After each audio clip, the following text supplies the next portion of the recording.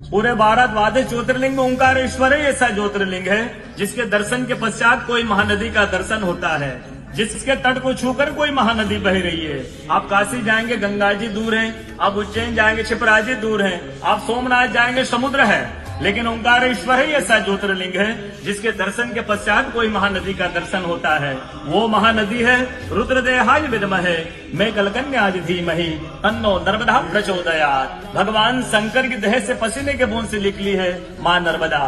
भारतवर्ष में जितनी नदियां हैं सब उत्तर दक्षिण दक्षिण उत्तर की ओर बहती है, लेकिन माँ नर्मदा उदय से अस्सी की ओर बहती है, पूर्व से पश्चिम की ओर बहती है।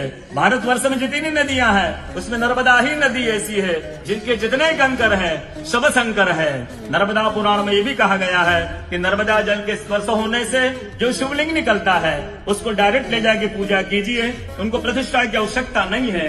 नर्मदा जल स्पर्श होने से वो स्वयं प्रतिष्ठित हो जाते हैं। अयोध्या में राम लला जी की जब स्थापना की गई थी तो नर्मदा का 2.5 फीट का नर्मदा का शिवलिंग राम जी के साथ अयोध्या में स्थापित किया गया था।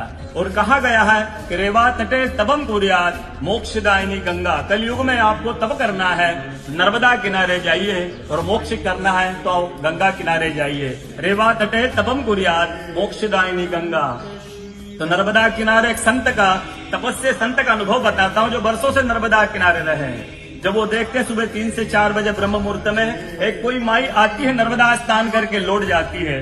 संतों को जिज्ञासा हुई कि मैं वर्षों से इस माँ को देख रहा हूँ, नर्मदा स्नान करके लौट जाती है। संत ने कहा कि कल मैं माँ से पूछूंगा, स्नान करके लौटेगी। वो माई सुबह 3 से 4 बजे ब्रह्म मुहूर्त में स्नान करके लौट रही थी। संत ने देखा माँ स्नान करके लौट रही है। संत दौड़ते गए, माँ को साष्टांग दंडवत प्रणाम करके पूछा है माँ मैं वर्षों से आपको देख रहा हूँ, अब नर्मदा स्नान करके लौट जाती है, माँ अपना परिचय दीजिए। तो माँ अपना परिचय देती है, मैं गंगा हूँ, कलयुग में शुद्धिकरण के लिए नर्मदा स्नान करने के लिए आती हूँ। बोलो गंगा मैया की जय, नर्मदा मैया की जय, ओंकारेश्वर भगवान की जय, आज के कथा के आनंद की जय, भक्त और भगवान की जय।